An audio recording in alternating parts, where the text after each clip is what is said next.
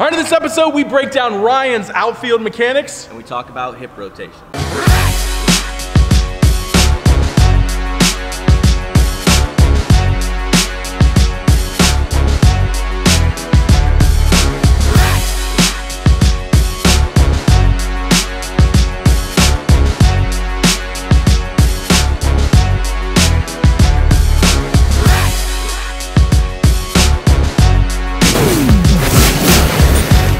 All right, Brent Porcio, Stephen Godana here at the @TopVelocity hashtag Pitch Tips Show, where you go to Twitter, Facebook, Instagram, Snapchat @TopVelocity hashtag Pitch Tips. Ask your question, we answer on the show. Baseball tips also. Coming to Long Beach, coming up real quick next week, the 26th. I'm still keeping it open, so if you want to go register, go to TopVelocity.net, Velocity Camps, and register. It's going to be a one-day camp in Long Beach. Use the coupon code 3XLB, and you'll get $500 off because it's only one day, but you get all the same stuff. We're going to be at the Hilton, and then we're going to be going over to on-deck batting cages at Signal Hill. So if you know the area, that's where we'll be. Really like the guys over there. I'll try to do a show there. Steven can't come. He's got other engagements. So you'll see me over there with probably Mark Brooks from Art of Baseball. All right, well, let's get started today. What's the question for today? Ryan Maservi asks, hey Brent, I was wondering if you could analyze my crow hop from the outfield on the show. Thanks.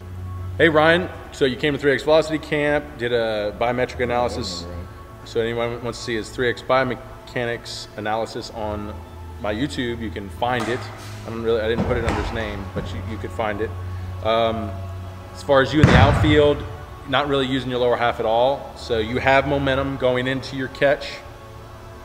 But when you do your shuffle step and you plant that back leg to start your throw, you need to load into that back leg. You're just kind of quickly drifting into your front leg. At the same time too, your arm gets up and you're early arm cocking. So it's like you're quickly into your front leg and you're early arm cocking, so you're not separating at all. So when that front leg stabilizes and your hips fully open, your trunk's just as open.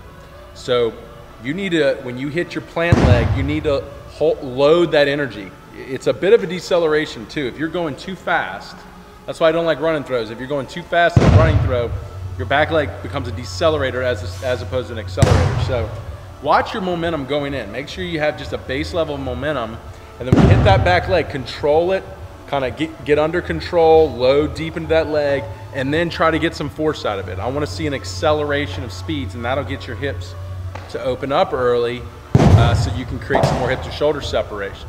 And also at the same time too, when you're doing that and you're peeking into front foot, don't be pulling your glove side early. Keep that in line towards your target, a little scap loaded if anything, and then just focusing on peeking into front foot through 2X, which is, we don't do in a knee extension, through ankle and hip extension, and then separate. Your arm's in a good horizontal abducted position.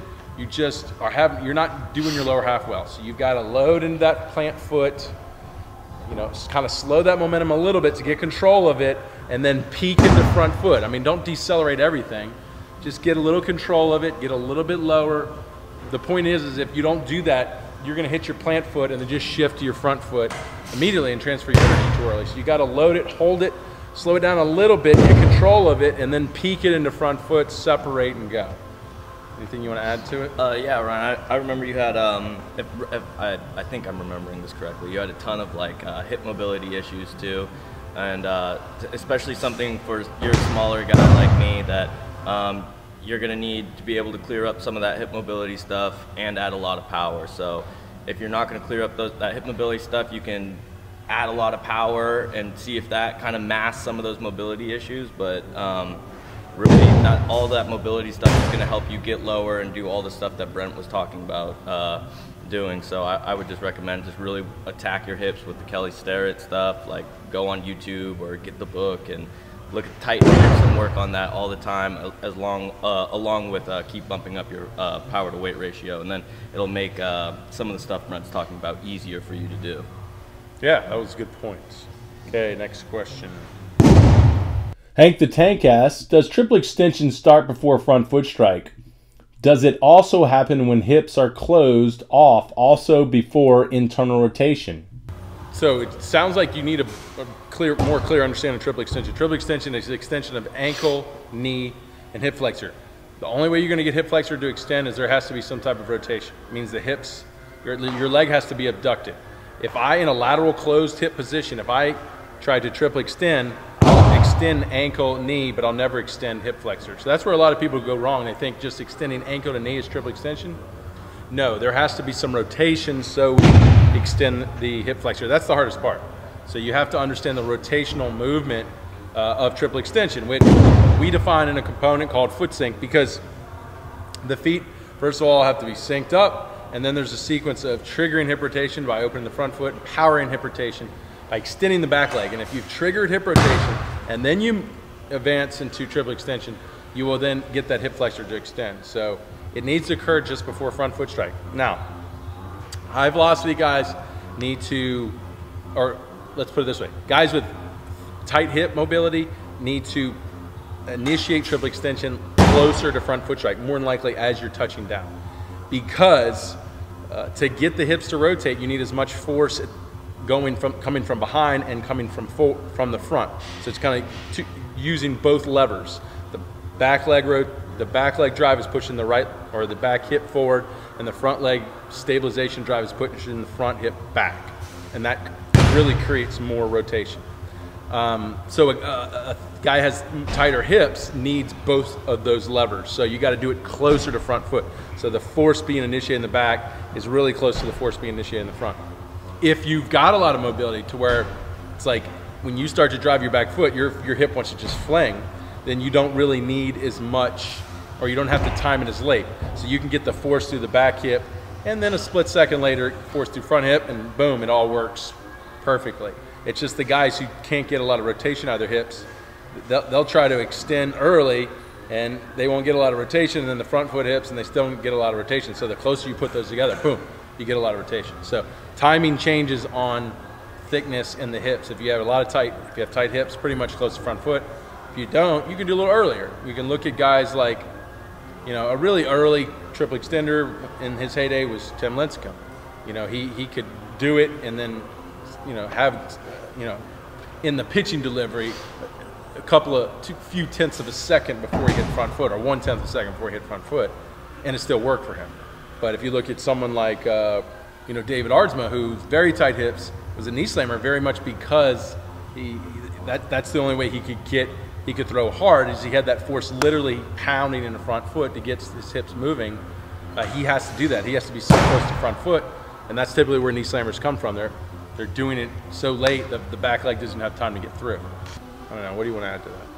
I think you covered it really well, but I was just going to add, for me, what I've been learning a lot about too is just the ankle kick and how important that is for hip rotation and getting your hips to fully open. If a lot of guys try to triple extend but don't have really like an explosive ankle kick, or maybe their ankle doesn't come all the way around, and then you're not going to get that awesome hip rotation.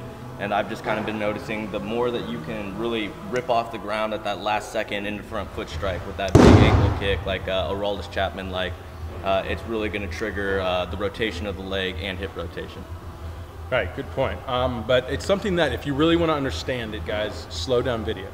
Take, the guys that have good lower halves and slow them down frame by frame by frame, and watch what happens with those feet.